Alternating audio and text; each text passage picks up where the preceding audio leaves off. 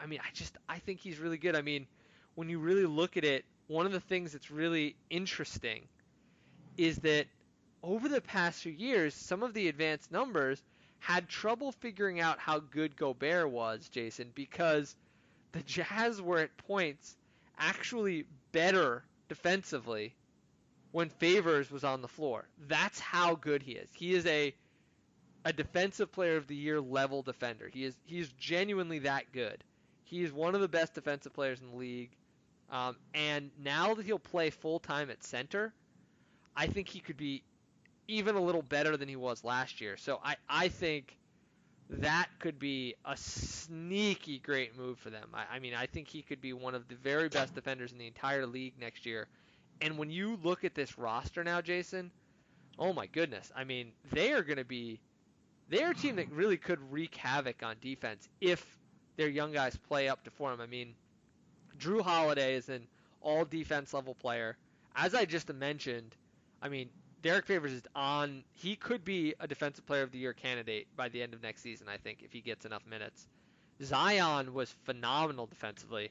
Ingram is not, traditionally the best defender, but he's very, very long, and he has a lot of potential on that end. And then Redick's a really good team defender, but their depth helps them. I believe they got Stanley Johnson, so they have him. They have Josh Hart, Lonzo Ball, all solid defenders. So you got to think most of their lineup are going to be pretty good defenders. Obviously, the youth will be a thing, but the thought to me, Jason, is, man, imagine this team playing good defense in the half court, getting out in transition with Williamson in transition, Ingram, Redick spacing the floor. Oh my gosh, that could be fun to watch. It's a lot to look forward to, and I just like their crop of veterans. Holiday, Redick, Favors. Those are three good locker room guys, still can play. Holiday's been an all-star before, so you have to like what New Orleans did. So we have our clear-cut winners: Brooklyn, New Orleans, possibly Utah, the Pacers, the Sixers, the Bucks, potentially the Celtics. But now this is the part of the show that we hate. We have to get to the bad decisions. And what a better place to start, Ben, than with the New York Knicks. Now, everyone expected me as a Nets fan to completely, knock the Knicks for not getting Durant, not getting Kyrie Irving. James Dolan shot himself in the foot more than any other NBA owner in history. Okay? The Knicks, all right, you know what? They weren't ready for a Durant-Irving pairing. I think, they would have considered the Knicks a few months ago before trading Porzingis, but it just didn't work out that way. But for Dolan to come out and say that he was not going to offer Kevin Durant a max salary because of his Achilles injury, then have Steve Mills release a statement after the Nets signings were confirmed saying, we know fans are disappointed, we're going to try and build this the right way. What are the Knicks doing? And I'm so ticked off with New York sports talk radio right now because all they're talking about is the Knicks, the Knicks, the Knicks, the Knicks, the Knicks. You know what? The Knicks have to go through right now what Brooklyn already went through. They have to take on bad contracts. They have to build through the draft and preach patience and culture, which the Knicks don't have right now. So no-brainer, Ben. My zero of the week, James Dolan. For talking about Kevin Durant after his own agent, Rich Kleinman, wanted him to sign there, to come out and say, oh, we didn't want to offer him the max. I mean, what are you doing, Dolan? Like, sell the team. I'm banned from the Garden. 2 weeks in a row I said something bad about him. I'm banned. I can never go to the Garden. If you want to go to the Garden, I can't go, Ben, just so you know. But, I mean, do you have any arguments with Dolan being my zero of the week? We'll get to the Knicks Hall in a minute. But just the overall incompetence of this organization is second to none in this league right now. And it's very frustrating because as much as I don't like the Knicks personally, I do want to see a basketball city where both the Nets and Knicks are good. There's never going to be a rivalry if the Knicks just keep on making boneheaded decisions year after year. Giannis is not coming to the Knicks fans, okay? Sorry, Ben, go ahead. I get fired up. What are you doing, Dolan, might be my new favorite baseline jumper segment. Because I think we could really make this like a weekly segment. Just what are you doing, Dolan? We could get some theme music for it, but you're absolutely right, Jason. I mean, it's illogical. I love how fired up you are. I mean, let's look at some of these signings. I want you to give me real time. This is unplanned, folks. I'm putting Jason on the spot. I want you to give me grades on these signings. So let's go. I'm going to go top to bottom. on the signings that we have. The very first signing that they had, which is probably the one that most people are really the highest on, I guess, would be that they brought in Julius Randle.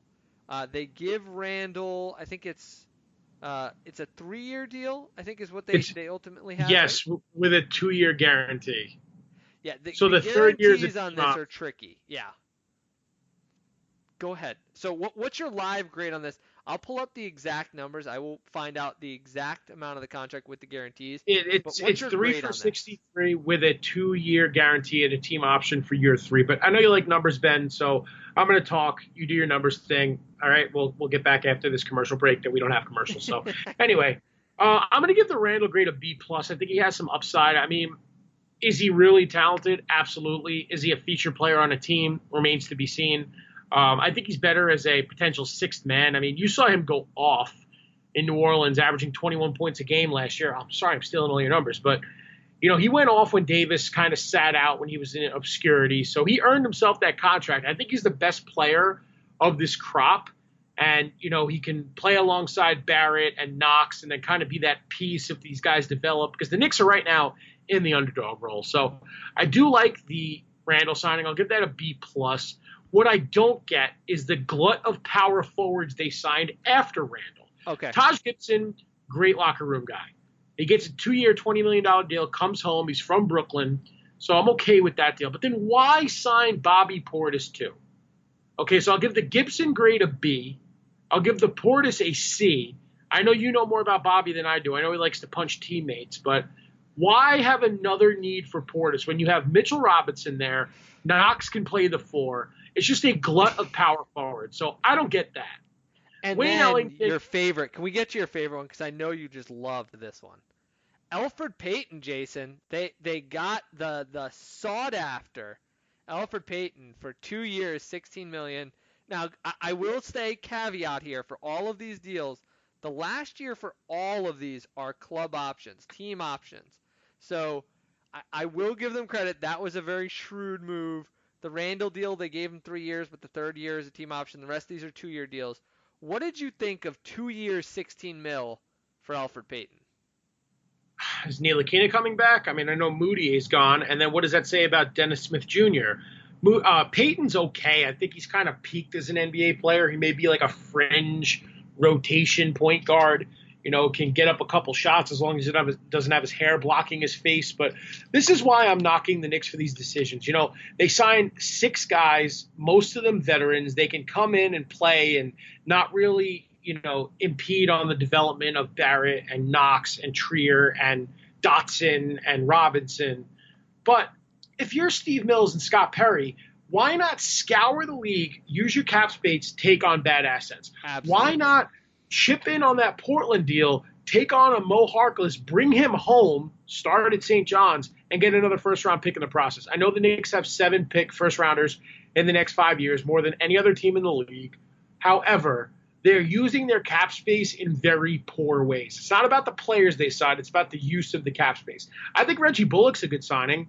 He's a 3-and-D guy. I think the Lakers are going to miss him, but he ends up taking the money in New York. So I'm okay with like half these signings. I'll take Ellington. I'll take Randall. I'll take Bullock. I guess I'll take Gibson.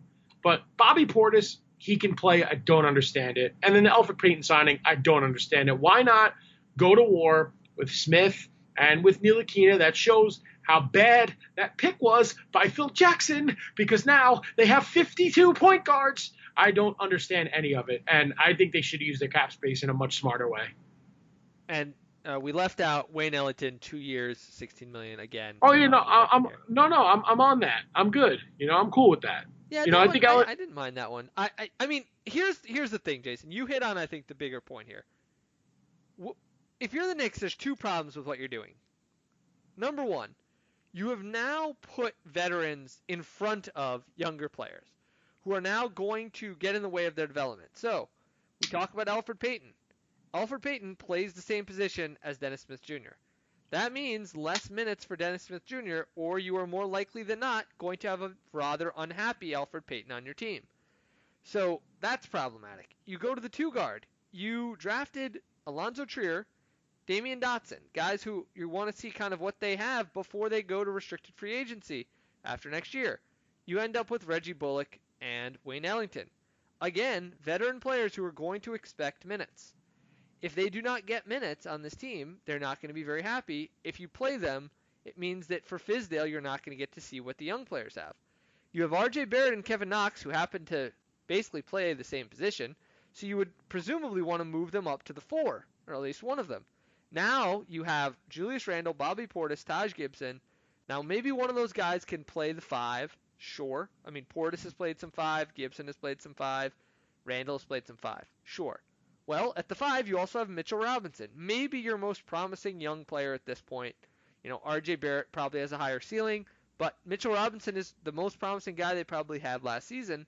So, Jason, first problem that you see if you're a Knicks fan or you're someone who's hoping for their success is that is that James Dolan's your owner? No, I'm kidding. Yeah, well, that's true too. But you're blocking the development of your young players with the guys you signed, and this is kind of one of the things that the Nets did very, very smartly and shrewdly was that they instead, as you alluded to, went out and took on cap space for bad deals, and more importantly, Jason, and here's the key caveat, players who were not going to play. Guys like Timothy Mozgov came to the Nets and sat on the bench. What did that mean? Well, it meant guys like Jared Allen got to play.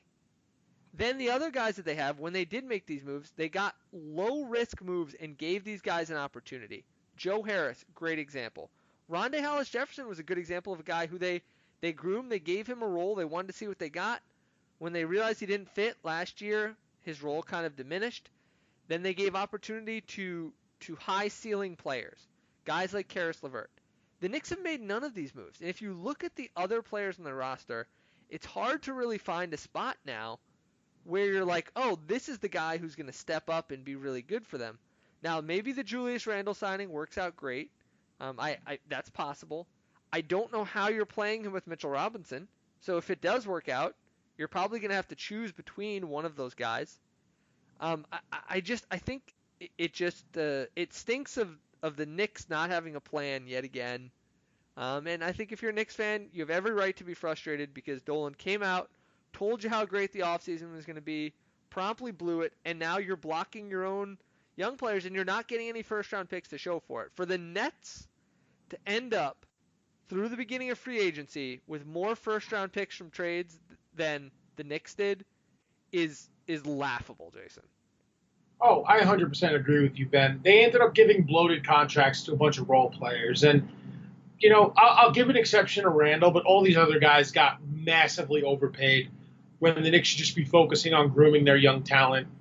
I don't get it. Now, the one thing I will say about the Knicks and why I kind of feel bad for them, even though I'm a Nets fan, is that when the Nets were at rock bottom, which is where the Knicks are at now, they quietly rebuilt. No one talked about them. Sure, they were the laughingstock, but Sean Marks made his shrewd moves, did what he had to do, and now the Nets are the team in New York. I know that the fan base for the Knicks is much larger, and it's going to take a long time for this to truly be a Nets town, but the Knicks are going to have to rebuild amongst a ton of media scrutiny that the Nets didn't have.